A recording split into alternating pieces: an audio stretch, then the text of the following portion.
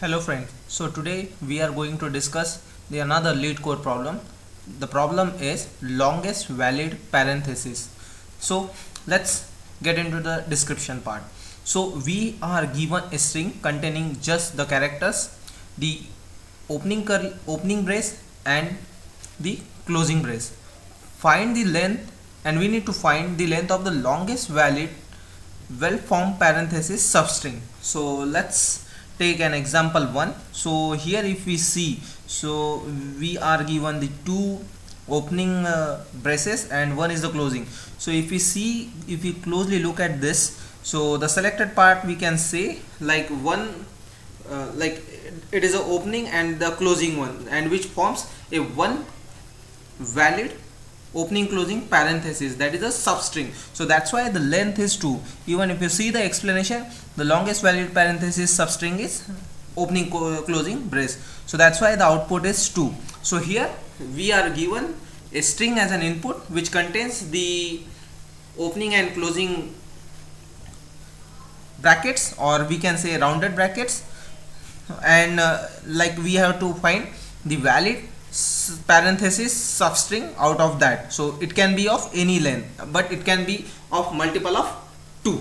Okay, so if we take an example 2, so here we can see this is a it starts with a closing, then there is a one opening closing, then another opening closing.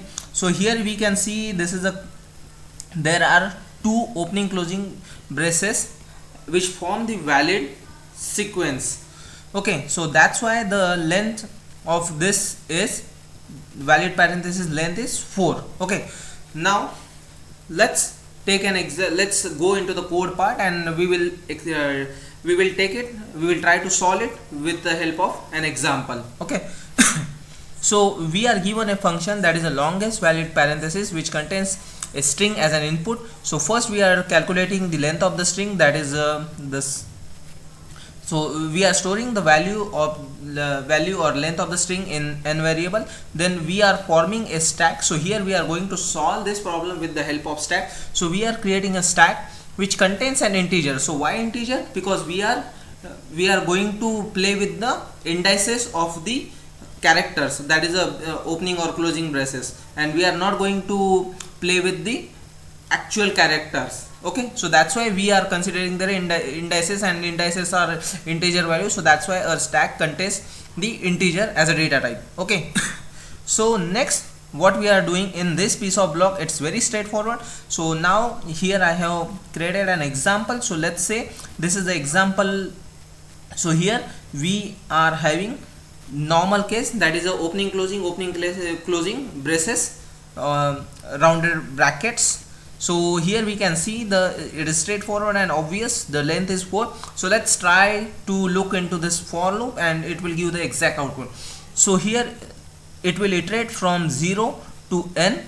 So the first character, when the first character is the opening brace, so we are simply going to push that indices. So we will push the indices as a 0 over here. Okay, and next time when the ith value is 1, so it will check whether it is an opening brace. So no. So then what we will do, we will go inside this else condition and we will check whether our stack is empty. But in this case our stack is not empty, so that's why it will go inside this else block, and it will check whether the top of the element that is the 0th indices. Okay, and 0th indices, so what is the character in the string at the 0th indices? That is a opening brace, so it gets matched with the opening brace. So in that case we are like getting the exactly opposite brace, that is we are having the opening brace in the stack, and we are getting the closing brace from the current character. So in that case what we will do, we will simply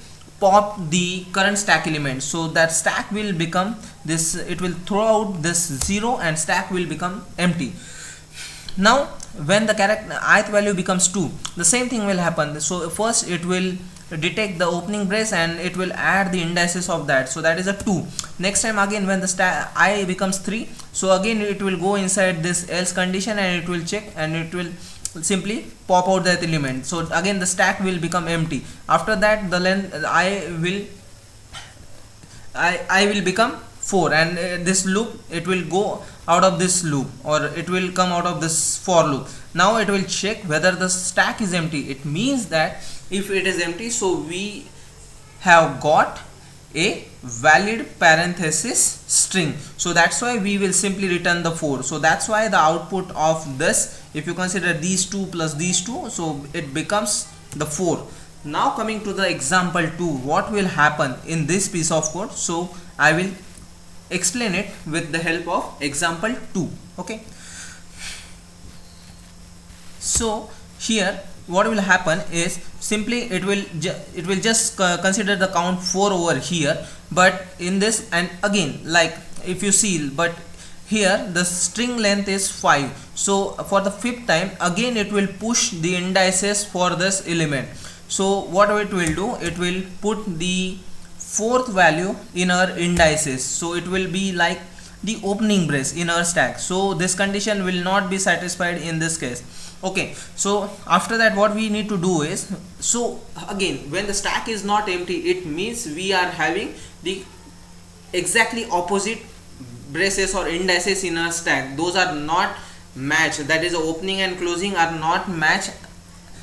So that's why a stack is not empty. So that's why we need to do some extra operation to see the overall longest valid parenthesis length.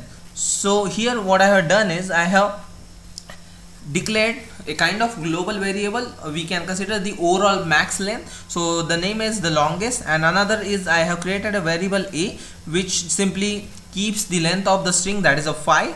Then it will check it. Here we are iterating the stack with the help of this while loop. When the stack is not empty, yeah, it is not empty, so what it will do, it will just pop out the first element. So it will, the value of the a in our case is 5, and the value of the b will become the 4, because it is the 4th.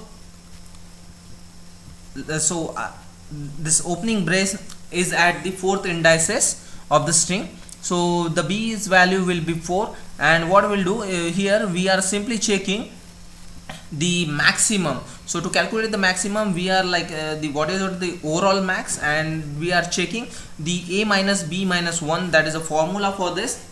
So how it will work, so it will check the it will kind of check the substring, that is the longest, whether it is the longest substring. So if it is, then it will just overwrite the value of the longest one. Okay, so in this case it will just check 5 minus 4 minus 1, so it becomes 0. So 0 and 0, the longest still remains 0 in our case. Okay, so after that what will happen, this the value of b will simply append to a. So now the a becomes 4, and after that the stack becomes empty, so it will go out, it will come out of this while loop. And finally we are again checking what is the maximum length of our string. So again we are checking with the a and longest. So what is the value of a? So a's value is 4. How that 4 is deduced? So it is because the initially calculated length, that is earlier, before that opening brace, we were having the 2 valid parentheses which are correctly forming opening closing twice, so that's why the length is 4. And finally the max from the 0 and 4 becomes 4. So final output for this is 4. So that's the whole logic is to calculate the longest valid parenthesis. So this first part is pretty much straightforward, and in the second part you just need to use the formula to calculate the longest valid parenthesis. That is, the formula is longest versus the whatever indices we are having. So based on that we are trying to calculate the longest valid parenthesis. So that's the overall logic. So let's run and see the output for this. Okay, so here we got the success, and let's see the number of test cases it has covered. So yeah, so it has covered all the 230 test cases. Now coming to the time complexity and space complexity of this algorithm. So here in terms of the space complexity, so we are creating a stack for the integers. So it's a kind of big O of length of the string, that is a big O of n space we are utilizing over here, that is in terms of space complexity. And in terms of the time complexity, so here we are iterating through this string length, so it is a big O of n plus we are iterating through this stack, so big O of n plus big O of n, so that is a big O of n, that is the overall time complexity of this algorithm. So that's it for now. If you like this video, please make a like and please subscribe to my channel, and I will keep posting another new videos very soon. Thanks for now.